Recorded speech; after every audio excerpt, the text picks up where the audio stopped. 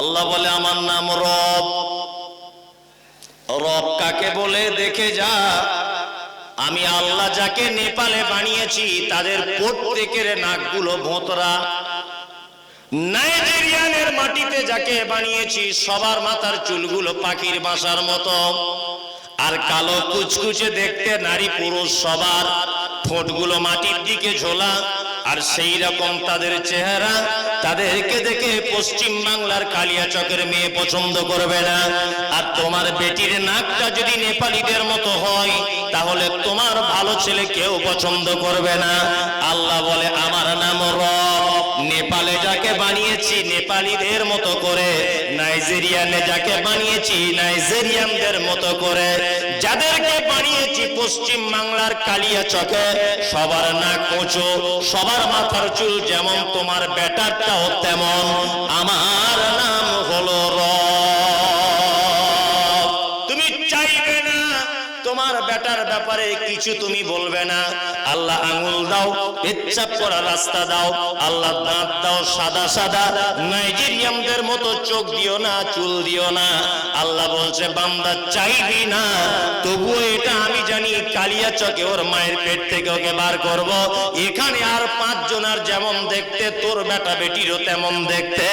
আমার নাম হলো রব। আমার নাম রব।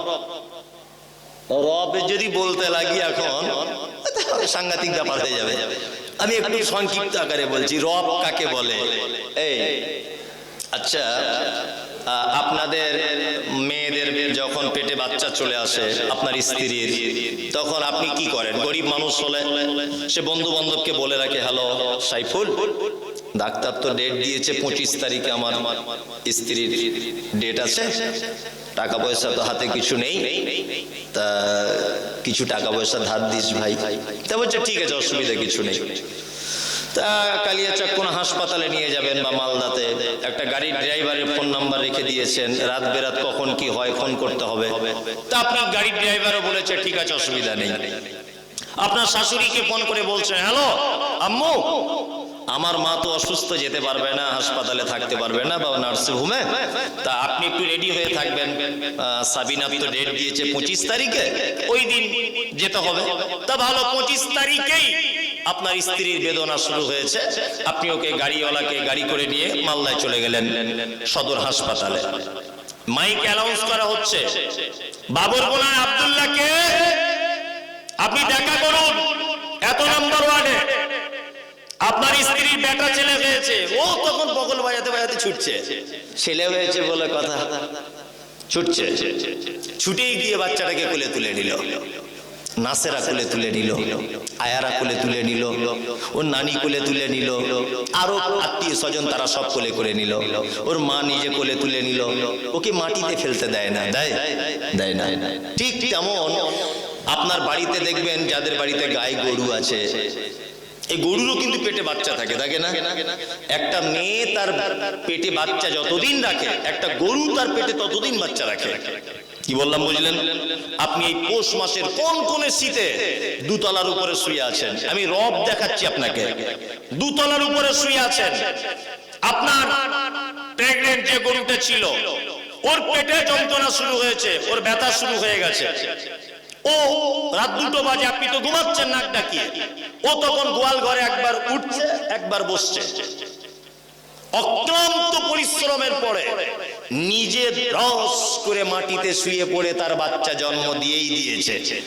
অনেক সময় ছাগল গরু একা একা গোয়াল ঘরে বাচ্চা জন্ম দেয় না, কেউ না থাকলে হয় কি হয় না? বাচ্চা জন্ম দেওয়ার পরে গাভীর চোখ দিয়ে পানি পড়ছে, আর গাভী তার বাচ্চাকে বলছে, বাবু তোর নানিও নেই, তোর দাদিও নেই, আদর করার মতো কেউ নেই তোর, কে তোকে কোলে তুলে নেবে? কনকনে শীত, বাচ্চাটা মায়ের পেট থেকে এসেছে, গায়ে সব লালা ভর্তি, রক্ত ভর্তি, কে পরিষ্কার করাবে? গাভী তখন মা তো জিভ দিয়ে চ্যাট চ্যাট চ্যাট চ্যাট করে চাটছে, চেটে তার বাচ্চার গা পরিষ্কার করে চেটে দিল। রব দেখাচ্ছি আপনাকে। এবারে বাচ্চাটা আস্তে আস্তে করে কাঁপতে কাঁপতে মাকে বলছে, মা খুব কষ্ট করে পৃথিবীতে এলাম, বার হতে খুব কষ্ট হয়েছে, একটু দুধ হলে ভালো হতো না, গরম গরম। তখন গাভী বলছে আস্তে আস্তে করে ওঠ, উঠে দাঁড়া। উঠে দাঁড়িয়ে থরথর করে কাঁপতে কাঁপতে ধস করে পড়ে গেল। আবার ওর মা বলছে আবার, দ্বিতীয়বার আবার ট্রাই কর। দ্বিতীয়বার আবার উঠে থরথর করে কাঁপতে কাঁপতে ধস করে পড়ে গেল। আবার গাভী তার বাচ্চাকে বলছে আবার চেষ্টা কর। চেষ্টা করেছে, তৃতীয়বার উঠে কাঁপছে আর বলছে মা দুধ কোন দিকে বলো। বলছে পিছনের দিকে যা, দেখ পিছনের দিকে দেখ, আমার পেটের তলায় বাঁট ঝুলছে, বাঁট গিয়ে মুখ লাগা। মুখ লাগাচ্ছে, গিয়ে চুষছে দুধ। বাচ্চা তো দুধ আসছে না ঠিকঠাক। তখন বাবিটার বাচ্চাটা আবার বলছে মা কই দুধ আসছে না যে। গাবি তখন বলছে পাগল, প্রথম মা হয়েছে আমি, দুধের রাস্তা ক্লিয়ার নেই। এক কাজ কর, তুই মাঝে সাঝে চুষবি আর এইরকম করে করে গুঁতো মারবি আমার ভাঁটে। গাভী মারে, গাভীর বাচ্চা দেখবেন দুধ চকচক করে চুষছে আর এইরকম করে গুঁতো মারছে, মারছে না? ছাগল মারে। কে শেখালো? কে? রব। কে বলে দিল? হ্যাঁ, কে তাকে শিখিয়ে দিল যে এইভাবে এইরকম ভাবে পাঞ্চিং করলে দুধ বেশি করে বার হবে? কে বলে দিল? আল্লাহু আকবার। হাঁসের বাচ্চা যখন ডিম থেকে বার হয় তার মাকে বলে মা প্রথমে একটু সুইমিং পুলে ভর্তি করে দাও, সাঁতার কাটাটা শিখি, তারপরে বড় কোনো পুকুরে গিয়ে লাফ মারবো। এরকম কোনো ব্যাপার আছে? না, ও জন্মের পরই এমনিতে পুকুরে নেমে যাচ্ছে, গিয়ে সাঁতার কাটতে শিখে যাচ্ছে। কে বলে দিল এটা ওকে? কে? রব। আল্লাহু আকবার। আল্লাহ তাআলা বলছে আমার নাম রব। যেখানে যার যেমন ভাবে প্রয়োজন আমি আল্লাহ ঠিক তেমন করেই সেটিং করে দিয়েছি। এখানে কেউ দার্জিলিং এ বেড়াতে গেছেন? দার্জিলিং বেড়াতে কেউ গেছে? কই এখানে বলছে না যে তোমার আল্লাহকে বলো, বলছে না। তাহলে পৃথিবীর শুরুতেও রব, শেষেও রব, তাই তো? এবার মাঝখানের পর্যায়টা বাকি আছে, তাই না? চলো আপনি আল্লাহু আকবার, আলহামদুলিল্লাহি রাব্বিল আলামিন। এখানে আপনাকে আল্লাহকে আল্লাহ বলার আগে রব বলে ডাকতে হয়েছে। তারপরে চলে যাবেন আপনি রুকুতে। রুকুতে গিয়ে কি দোয়া বলতে হয়? সুবহানা রাব্বিয়াল আযীম। এখানেও হলো রব।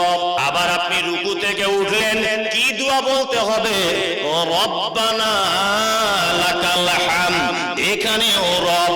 আপনি সিজদায় চলে যাবেন, ওইখানেও কি আপনাকে বলা লাগবে সুবহানা রাব্বিয়াল আলা। এইখানেও রব। তার মানে নামাজে আল্লাহ শব্দটা যতবার ব্যবহার হয়েছে তার থেকে বেশি ব্যবহার হয়েছে রব নাম। তারপরে হয়ে গেল আপনি গুনাহ করেছেন, আপনি ভুল করেছেন, আপনি পাপ কাজ করেছেন। আল্লাহ বলছে বান্দারে তোর পাপের কারণে তুই নামাজের পরে পড়ে যখন আমাকে ডাকবি তখন এই বলে ডাক, ও রব্বানা আতিনা ফিদ দুনিয়া হাসানাতাও ওয়া ফিল আখিরাতি হাসানা ওয়া কিনা আযাবান নার। তোমার বাচ্চা কাচ্চা হয় না, রব্বি হাবলি মিনাস সালিহিন। তুমি মা হতে পারছো না, তোমার বিবাহিত জীবন 13-14 বছরের, আমাকে আল্লাহ বলে ডেকো না, আমাকে রব বলে তুমি বাচ্চা কাচ্চা চাও।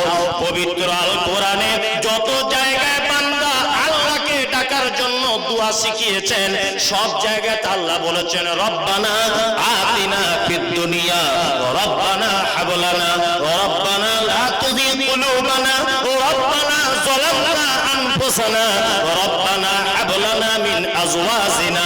যত জায়গাতে আল্লাহ বান্দাকে দোয়া করার কথা শিখিয়েছে প্রত্যেক জায়গাতে আল্লাহ বলেছে বান্দা আমাকে যখন ডাকবি একটা নাম বলে আমাকে ডাক, রব রব রব বলে যদি আমাকে ডাকিস তাহলে আমি তোর ডাকে সবার আগে সাড়া দেব।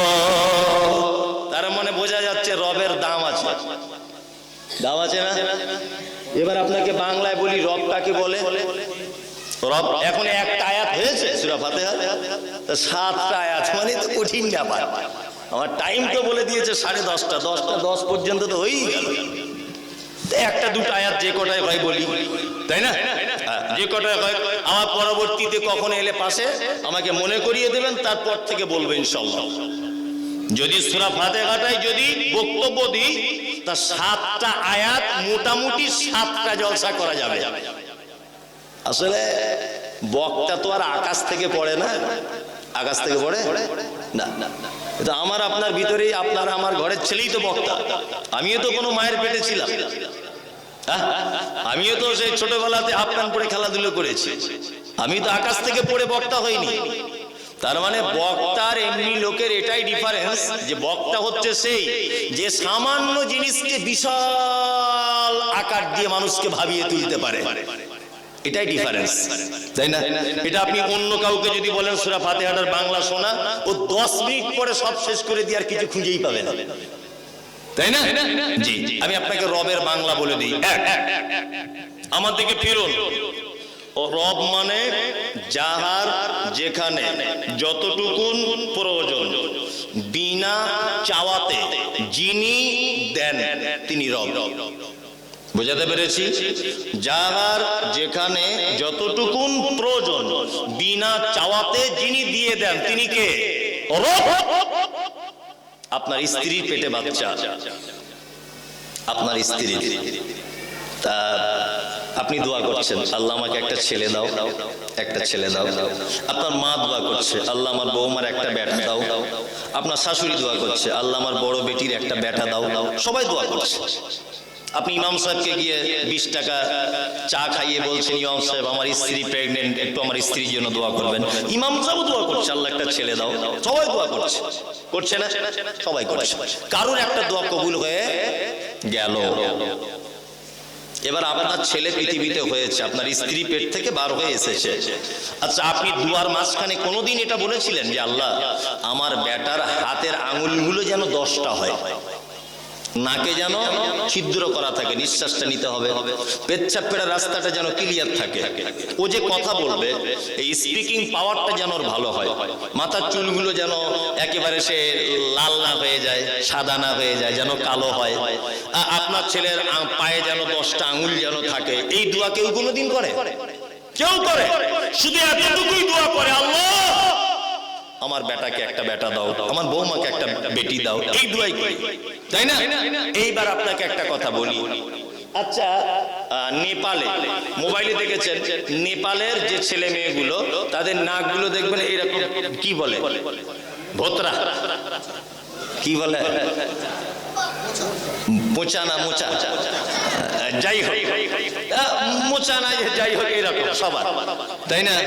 সবার, নারী পুরুষ সবার। এখন আপনি যদি দোয়া না করেন, আপনি দোয়া করলেন ধরে নেন, আচ্ছা আপনার মেয়ের নাকটা যদি এরকম মোচা না ভোঁচা কি বলছে এইরকম যদি হয়, আচ্ছা বলুন তো কালিয়াচক এলাকার কোনো ভালো ছেলে আপনার মেয়েকে দেখে পছন্দ করবে সহজে? করবে? করবে না।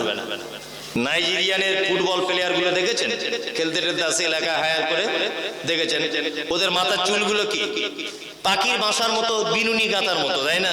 মেয়েদের যেমন করে ওরকম, আর কালো একদম কুচকুচ কুচকুচ কুচকুচ করে, আর এই রকম তাগড়া জমা লম্বা সেই রকম ফিগার, ঠোঁটগুলো মোটা মোটা মাটির দিকে ঝোলা। কালিয়াচকের কোনো মেয়েকে যদি বলা হয় এই ছেলেটাকে বিয়ে করবে, কি বলবে? তুই কর, আমায় কেন বলতে আসছিস? এটাও বলবে, বলবে না?